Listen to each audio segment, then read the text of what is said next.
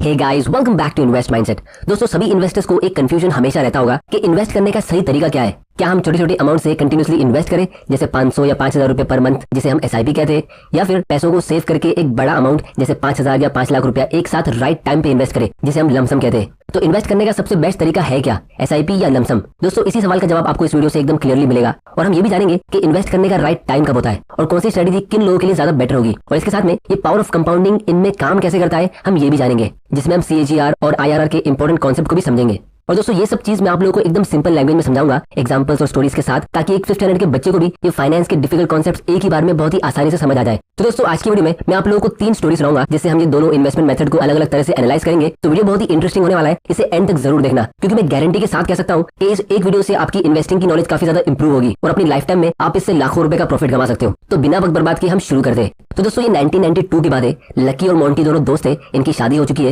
ये दोनों कुछ सालों से एक प्राइवेट कंपनी में जॉब कर रहे हैं। तो एक दिन इनकी कंपनी से इनको बोनस मिलता है। तो मोंटी टीवी पे न्यूज देख रहा था कि कैसे स्टॉक मार्केट बहुत ही तेजी से ऊपर जा रहा है और बहुत सारे लोग यहाँ से पैसा कमा के अमीर बन रहे हैं। तो वो फौरन अपने एक ब्रोकर फ्रेंड को कॉल करता है, जो उसको बोलता है कि उसे वीडियोकॉन कंपनी के स्टॉक में इन्वेस्ट करना चाहिए। इसका शेयर प्राइस पहले 8 रुपए का था, लेकिन अब ये 50 रुपए का हो गया है। तो उसका 1 लाख रुपया कुछ ही महीनों में 2-3 गुना ग्रो हो सकता है। तो इसीलिए मोंटी यहाँ पे अपना सबसे पहला इन्वेस्टमेंट करता है, जो होता है वीडियोकॉन कंपनी का स्टॉक, और उसमें वो 1 लाख रुपया डायरेक्टली इन्वेस्ट कर देता है, मतलब लमसम इन्वेस्टमेंट। और ये बात वो अपने फ्रेंड लकी से भी कहता है कि उसने हाल ही में एक स्टॉक में इन्वेस्ट किया जब इसका प्राइस 50 रुपए में था, और अभी उसके इन्वेस्ट करने के बाद ये 55 रुपीज में पहुंच गया है। लेकिन लकी को इसमें थोड़ी सी गड़बड़ लगती है और इसीलिए वो कुछ इन्वेस्टमेंट की बुक रीड करता है, जिसको समझकर वो ये डिसाइड करता है कि वो एक म्यूचुअल फंड में एसआईपी करेगा। तो लकी वहाँ पे 1000 रुपए की एसआईपी सेट करता है एक सिंपल से लार्ज कैप म्यूचुअल फंड में, जिसका रिटर्न सेंसेक्स इंडेक्स जितना होता है। लेकिन दूसरी तरफ मोंटी देखता है कि उसका स्टॉक काफी स्पीड में ऊपर जा रहा है, तो ये देख के वो और ज्यादा इन्वेस्ट करने का प्लान करता है। तो लकी को देख के वो अपना दूसरा इन्वेस्टमेंट जल्दी से कर लेता है, जो होता है 2 लाख रुपए म्यूचुअल फंड में, और यहाँ पे भी वो एक साथ लमसम इन्वेस्टमेंट करता है। तो मोंटी ने अभी तक टोटल 3 लाख रुपए इन्वेस्ट कर लिए है लमसम मेथड से,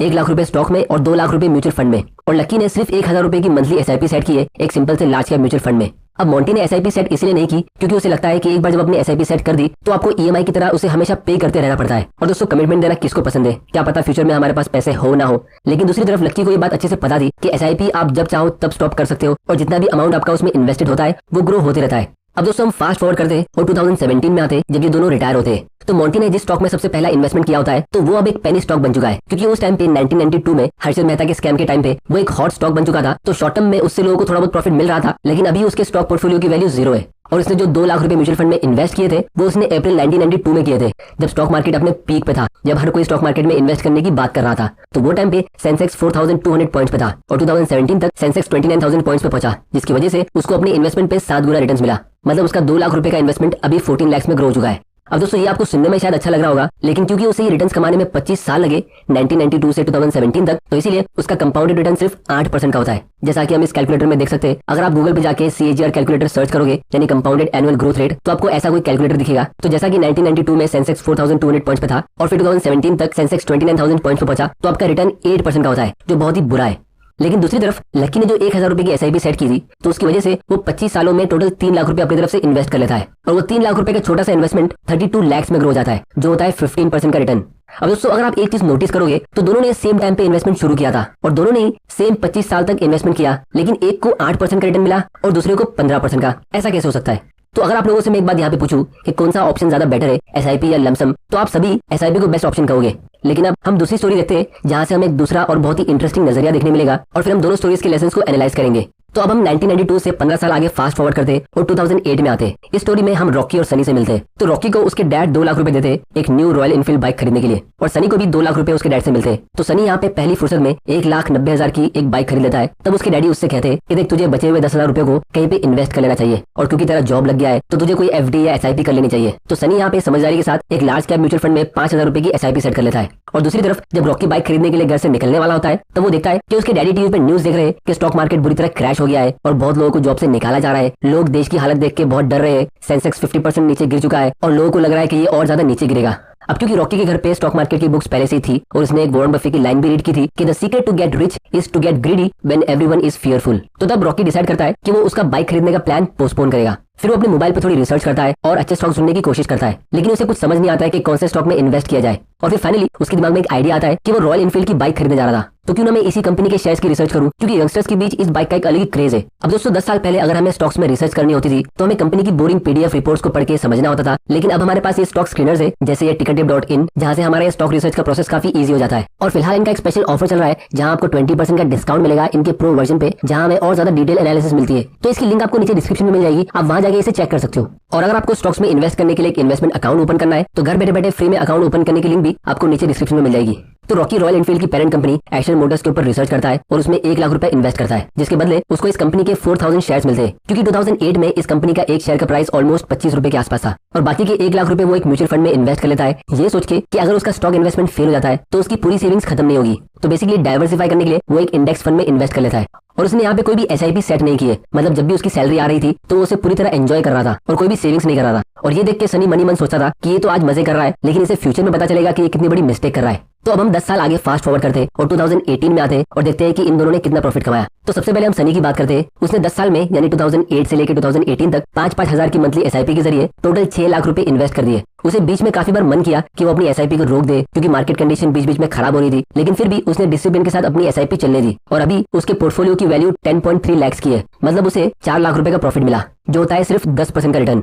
अब हम बात करते हैं रॉकी की। तो रॉकी ने जो 1 लाख रुपए डाइवर्सिफाई करने के लिए म्यूचुअल फंड में इन्वेस्ट किए थे, उसकी वैल्यू अब 4 लाख रुपए की होती है, क्योंकि 2008 में सेंसेक्स 9000 पॉइंट्स पे था और 2018 तक ये 37,000 पॉइंट्स पे पहुंचा, मतलब ऑलमोस्ट 4 गुना ऊपर गया। तो ये होता है 15% का रिटर्न। अब दोस्तों यहाँ पे अगर हम नोटिस करेंगे तो दोनों ने सेम टाइप की म्यूचुअल फंड में इन्वेस्ट किया और दोनों ने 10 साल के लिए इन्वेस्ट किया, लेकिन सनी को एसआईपी से सिर्फ 10% का रिटर्न मिला और रॉकी को लमसम से 15% का। तो यहाँ पे उल्टा कैसे हो गया? पहली स्टोरी में एसआईपी से अच्छा रिटर्न मिला था, अब एसआईपी का परफॉर्मेंस बुरा कैसे हो गया? तो इसका रीजन ये है कि रॉकी ने एक साथ अपना पूरा पैसा बेयर मार्केट में इन्वेस्ट किया था, मतलब यहाँ पे तो स्टार्टिंग पॉइंट हमारा ये एग्जैक्ट बॉटम है और एंड पॉइंट हमारा ये है। तो स्टार्ट से एंड तक ये 15% का एनुअल रिटर्न होता है, जिसे हम CAGR कहते हैं। लेकिन सनी ने जब मार्केट क्रैश हुआ था और वो इन्वेस्ट करने का सबसे बेस्ट टाइम था, तो उसने वो टाइम पे सिर्फ 5,000 रुपए इन्वेस्ट किए थे। फिर अगले महीने जब मार्केट थोड़ा सा रिकवर हुआ तो एसआईपी के जरिए उसने फिर से 5,000 रुपए इन्वेस्ट किए और इसी तरह जब मार्केट ऊपर जाता रहा तो उसकी एसआईपी के जरिए उसके 5-5 हजार रुपए इन्वेस्ट होते गए। तो इसीलिए रॉकी के मुकाबले उसने अपने म्यूचुअल फंड्स को बाय करने के लिए ज्यादा प्राइस पे किया। तो ये जो सनी का 10% रिटर्न था, इसे हम IRR कहते हैं, यानी इंटरनल रेट ऑफ रिटर्न। मतलब आपके इंटरनली जितने भी मल्टीपल इन्वेस्टमेंट्स हुए ये उसका एक एवरेज निकालता है, क्योंकि एसआईपी में हमेशा मल्टीपल इन्वेस्टमेंट्स होते हैं, क्योंकि आप हर महीने बाइंग करते हो, तो इसीलिए इसमें हमेशा IRR कैलकुलेट होता है और वन टाइम इन्वेस्टमेंट में हमेशा CAGR कैलकुलेट होता है। अब इसको हम थोड़ा और डिटेल में नेक्स्ट स्टोरी में समझेंगे, जिससे आपका सारा डाउट क्लियर हो जाएगा। और दोस्तों एक और बहुत ही इंपॉर्टेंट चीज नोट करने वाली ये है कि अगर सनी ने बुरे मार्केट कंडीशन में डर के अपनी एसआईपी स्टॉप की होती और सिर्फ तभी अपनी एसआईपी कंटिन्यू रखी होती जब मार्केट अच्छा कर रहा था, तो उसको 10% से भी कम रिटर्न मिलता, 6% या 5% या शायद उससे भी कम। अब दोस्तों इससे पहले कि आप अपनी एसआईपी स्टॉप करो, इसका एक बहुत ही स्पेशल पावर होता है जिसको हम आगे डिस्कस करेंगे। लेकिन उससे पहले हम बात करते हैं रॉकी के स्टॉक इन्वेस्टमेंट के बारे में। तो रॉकी ने जो एक्शन मोटर्स के शेयर्स लिए थे उससे उसकी जिंदगी बदल गई, क्योंकि वो कंपनी के शेयर 25 रुपए से ग्रो होकर 2018 तक ऑलमोस्ट 3,000 रुपए पे पहुंच गया, यानी 10 साल में 110 गुना ग्रो हो गया, जिससे उसकी 1 लाख रुपए का छोटा सा इन्वेस्टमेंट 1.1 करोड़ में ग्रो हो गया। और अब उसको जो छोटा सा 1% का डिविडेंड मिलता है वो उसके जरिए हर साल एक नई बाइक खरीद सकता है। अब दोस्तों अगर रॉकी ने इस स्टॉक में थोड़ा थोड़ा करके इन्वेस्ट किया होता, यानी एसआईपी की तरह, तो ऑब्वियसली उसका रिटर्न कम होता, क्योंकि ये स्टॉक तो धीरे धीरे करके ऊपर जा रहा था। तो इसीलिए यहाँ पे हमारा सबसे पहला लेसन ये है कि अगर आप एक बड़ा अमाउंट किसी स्टॉक में एक साथ इन्वेस्ट करते हो, यानी लमसम, तो इसमें सबसे ज्यादा रिवॉर्ड भी होता है, जो रॉकी को एक राइट टाइम पे एक हाई क्वालिटी कंपनी में इन्वेस्ट करके मिला। लेकिन यहाँ पे सबसे ज्यादा रिस्क भी होता है, जैसे मोंटी को एक हॉट स्टॉक में इन्वेस्ट करके ये सबक मिला कि आपका सारा पैसा यहाँ पे जीरो हो सकता है। तो ये था हमारे आज के वीडियो का सबसे पहला और सबसे बेसिक लेसन कि स्टॉक में लमसम इन्वेस्टमेंट करने से या तो आप जीरो बनोगे या फिर आप हीरो बन सकते हो, मतलब अपनी लाइफ टाइम की वेल्थ बिल्ड कर सकते हो। अब हम बात करते हैं सेकंड लेसन की। तो अगर आप एसआईपी करते हो किसी लार्ज कैप म्यूचुअल फंड में या इंडेक्स फंड में, तो लॉन्ग टर्म में उसमें आपके पूरे पैसे डूब जाएंगे, ऐसा होने के चांस बहुत कम होते हैं, क्योंकि यहाँ पे आप एक साथ 40-50 स्टॉक के बास्केट में डाइवर्सिफाई करते हो और उसके ऊपर आप अपनी इन्वेस्टमेंट की टाइमिंग को भी डाइवर्सिफाई करते हो, मतलब portfolio diversification plus time diversification. तो ये डबल डाइवर्सिफिकेशन हुआ, जिसकी वजह से आपका रिस्क बहुत कम हो जाता है और इसीलिए आपका रिटर्न भी बहुत बोरिंग होता है, जैसे 10% से 15% के बीच। अब ये गारंटी नहीं है, लेकिन पास्ट के हिसाब से आपको कुछ ऐसा मिल सकता है, लेकिन फिर भी एफडी से और दूसरी फिक्स्ड इनकम वाली पॉलिसी से आपको अच्छा ही रिटर्न मिलना चाहिए। क्योंकि अगर आप नोटिस करोगे तो दोनों ही स्टोरी में एसआईपी करने वालों को लॉस नहीं हुआ। पहली स्टोरी में मोंटी को हॉट स्टॉक्स में इन्वेस्ट करके काफी ज्यादा लॉस हुआ, तब एसआईपी करने वाला हीरो बन गया। लेकिन दूसरी स्टोरी में रॉकी ने जो एक वन टाइम इन्वेस्टमेंट किया था वो हर कोई नहीं कर सकता, क्योंकि उसके लिए आपको उतनी नॉलेज और राइट टाइम पे उतना पैसा चाहिए, तो इसीलिए उसके सामने एसआईपी थोड़ा फीका पड़ गया। तो इसीलिए एसआईपी की खास बात ये है कि अगर आप बिल्कुल गलत टाइम पे भी एसआईपी स्टार्ट कर लेते हो, जब आपको बिल्कुल भी इन्वेस्ट नहीं करना चाहिए, जैसे बिल्कुल मार्केट के पीक पे, और फिर उसके बाद मार्केट क्रैश आता है, तो भी आपका कुछ खास नुकसान होगा नहीं, क्योंकि आपने एसआईपी अभी बस स्टार्ट की है। आप एक छोटे अमाउंट से इन्वेस्ट करना अभी शुरू कर रहे हो, तो जब फ्यूचर में मार्केट क्रैश होगा तो आप उसका भी फायदा उठा सकते हो। तो इसीलिए अगर आपको डर लगता है कि फ्यूचर में मार्केट क्रैश होने वाला है तो वो टाइम पे भी आप अपनी एसआईपी स्टार्ट कर सकते हो, क्योंकि अगर मार्केट क्रैश नहीं हुआ और ऊपर जाता गया तो आप एक अच्छी अपॉर्चुनिटी मिस कर दोगे। तो दोस्तों ये था हमारा इस वीडियो का सेकंड लेसन कि एसआईपी का सबसे बेस्ट एडवांटेज ये है कि क्योंकि आप इसके थ्रू ऑटोमेटिकली इन्वेस्ट करते हो तो एसआईपी के कोई इमोशंस नहीं होते। तो बुरे मार्केट, अच्छे मार्केट, ये हर मार्केट में अपना इन्वेस्टमेंट करता रहता है। तो इसीलिए एसआईपी स्टार्ट करने का कोई भी सही या गलत टाइम नहीं होता है। आप इसे कभी भी वीडियो के सबसे इंटरेस्टिंग पार्ट की तरफ, वो है कि स्टॉक्स में एसआईपी करना कैसा रहेगा। तो इसको भी हम एक इंटरेस्टिंग स्टोरी के एग्जांपल से समझते हैं। तो अब हम 2017 में आते और वापस रॉकी और सनी की स्टोरी को कंटिन्यू करते। तो सनी रॉकी से कहता है कि यार तूने स्टॉक मार्केट से इतना अच्छा पैसा कमा लिया, तो मुझे भी कभी कभी कोई स्टॉक की टिप दे दिया कर, ताकि मैं भी तेरे साथ इन्वेस्ट कर लूंगा। तब रॉकी कहता है कि देख, अभी मैं 2 न्यू स्टॉक्स अपने पोर्टफोलियो में ऐड करने जा रहा हूँ। ये दोनों स्टॉक्स में मैं कम से कम 5 साल तक तो इन्वेस्ट करूंगा ही, और मुझे इनमें अच्छा पोटेंशियल दिख रहा है। एक है टाटा मोटर्स और दूसरा है नेस्ले। तो ये स्टॉक की टिप मिलते ही सनी फौरन अपने घर पे जाता है और इनमें इन्वेस्ट करने का सोचता है। तो सबसे पहले वो ये देखता है कि नेस्ले का स्टॉक तो 7,000 रुपए का है, ये तो बहुत ही महंगा है, शायद ये फ्यूचर में सस्ता होगा। तो वो हर महीने इसके 1-2 स्टॉक बाय करने का प्लान करता है, ताकि जब ये सस्ता होगा तब वो इसमें ज्यादा इन्वेस्ट करेगा। और दूसरी तरफ वो ये देखता है कि टाटा मोटर्स का स्टॉक तो बहुत सस्ता है, ये तो 500 रुपए से भी कम का है। तो वो फौरन इसमें अपनी ऑलमोस्ट सारी सेविंग्स इन्वेस्ट कर देता है। फिर जब 5 साल बाद सनी रॉकी से मिलता है तो उसे कहता है कि यार तेरी स्टॉक टिप से मुझे इतना खास प्रॉफिट हुआ ही नहीं, मुझे तो इन 5 सालों में सिर्फ टोटल 20% का रिटर्न मिला है। तो ये सुन के रॉकी हैरान हो जाता है कि ऐसा कैसे हो सकता है। उसको तो वही 2 स्टॉक से ऑलमोस्ट 150% का प्रॉफिट मिला है, मतलब उसके पैसे ऑलमोस्ट डबल से भी ज्यादा ग्रो हो चुके हैं। तो जब रॉकी सनी के बाइंग और सेलिंग के ट्रांजैक्शन को थोड़ा डिटेल में देखता है तब उसे पता चलता है कि यहाँ पे एक्चुअली में हुआ क्या। तो दोस्तों अगर हम टाटा मोटर्स की बात करें तो हमें पिछले 5 साल में इससे सिर्फ 4% का रिटर्न मिला है, जो एक बहुत ही बुरा परफॉर्मेंस है। आपको सेविंग्स अकाउंट में हर साल 4% का रिटर्न मिलता है, लेकिन ये इसका लमसम रिटर्न है, यानी इस पॉइंट से इस पॉइंट तक का रिटर्न। इसी स्टॉक में अगर आपने एसआईपी की तरह इन्वेस्ट किया होता तो आपको उसी टाइम पीरियड में 100% के भी ऊपर का रिटर्न मिलता।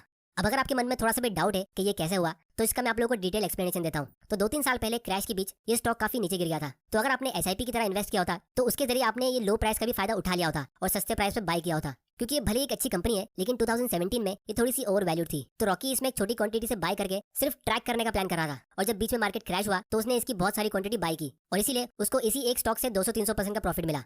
और दूसरी तरफ रॉकी ने नेस्ले में एक साथ एक बड़ा अमाउंट इन्वेस्ट किया था, क्योंकि वो पिछले 10 साल से इस कंपनी का वेट कर रहा था कि कब ये अच्छे वैल्यूएशन पे मिले ताकि वो इसे बाय कर सके। और फाइनली जब मैगी क्राइसिस की वजह से 2015 में कंपनी प्रॉब्लम में फंसी तो इसका शेयर प्राइस नीचे गिर गया था, और फिर 2017 तक ये ऑलमोस्ट फ्लैट रहा। तो उस टाइम पे ये एक अच्छी बाइंग अपॉर्चुनिटी थी। तो ऐसे टाइम पे एक वन टाइम यानी लमसम इन्वेस्टमेंट करना परफेक्ट होता है, क्योंकि दोस्तों ये एक हाई क्वालिटी का एफएमसीजी स्टॉक है जो पिछले 20-30 सालों से हमेशा ओवर वैल्यूड रहा है। तो जो भी स्मार्ट इन्वेस्टर्स होते हैं उनको पता है कि बहुत ही जल्द ये कंपनी अपनी प्रॉब्लम को सॉल्व करेगी और फिर से स्ट्रॉन्ग हो जाएगी। तो उस टाइम पे इसमें एसआईपी करना इतना स्मार्ट डिसीजन नहीं होता। तो इसीलिए अगर हम इसी कंपनी का 5 साल का लमसम रिटर्न देखेंगे तो ये 160% का होता है, लेकिन इसी 5 साल में एसआईपी का रिटर्न सिर्फ 38% होता है, जो आईआरआर होता है, मतलब आपका इंटरनल रिटर्न, क्योंकि आपने अच्छे टाइम पे ज्यादा इन्वेस्ट नहीं किया था। तो बेसिकली रॉकी ने नेस्ले में लमसम इन्वेस्टमेंट किया और टाटा मोटर्स में एसआईपी की तरह, जिसकी वजह से उसका पोर्टफोलियो वही 5 साल में 2-3 गुना ऊपर चला गया, मतलब 200-300% ऊपर। लेकिन सनी अपना टिपिकल बिगिनर माइंड यूज करके इसका उल्टा करता है और अच्छे स्टॉक की टिप मिलने के बाद भी सिर्फ 20-30% का रिटर्न कमा पाता है। तो दोस्तों ये उन बहुत सारी कॉमन मिस्टेक्स में से एक है जो न्यू इन्वेस्टर्स कर लेते हैं, क्योंकि हमारा बिगिनर माइंड हमेशा ऑपोजिट काम करता है। तो इसीलिए आप लोगों की फाइनेंशियल नॉलेज को इंप्रूव करने के लिए मैंने ये चैनल बनाया है। तो अगर आपको इस वीडियो से कुछ सीखने मिला है तो इस चैनल को सब्सक्राइब करो और बेल आइकन प्रेस करना मत भूल जाना, ताकि आपसे कोई ऐसे वैल्यूएबल वीडियोस मिस